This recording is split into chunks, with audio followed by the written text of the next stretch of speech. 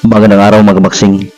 Sa katatapos naman po ng laban ngayong araw na ginanap sa Quebec City, sa Quebec, Canada, sa pagitan ng former world title challenger na si Sergey Derevyanchenko kontra sa top rated contender ng super middleweight division na si Christian Mbili, ay matagumpay po na nadepensahan ni Mbili mga kabaksing ang kanyang WBC Continental Americas Super Middleweight title.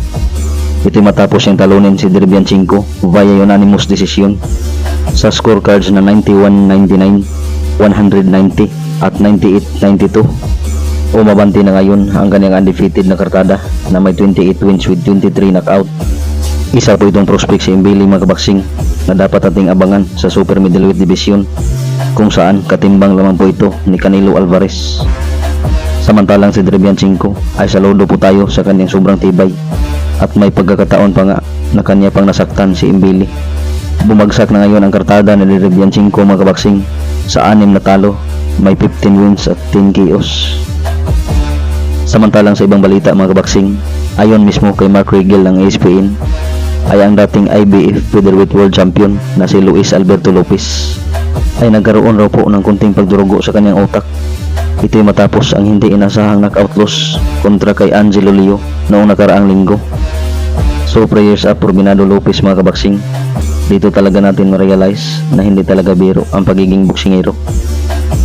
Samantalang sa ibang balita mga kabaksing, ay ngayong darating na October 9 ay maglalaban para sa isang lightweight bout ang mga dating world champions na sina Nicholas Axman Walters at ang kanyang makakalaban ay si Joseph Jojo Diaz. Ang kanilang bagbakan mga kabaksing ay gaganapin sa Plant City sa Florida para sa isang event sa Probox TV. Matatandaan natin mga kabaksing na itong si Joseph Jojo Diaz ay tinalo na noon ng ating pambatong si Mercito Hista via decision. Samantalang itong si Nicholas Walters ay sino ba naman ang makalimot nito mga kabaksing, na ito lang naman ang kauna-unahan nagpatulog ng ating Pinoy legend na si Nonito Donaire Jr.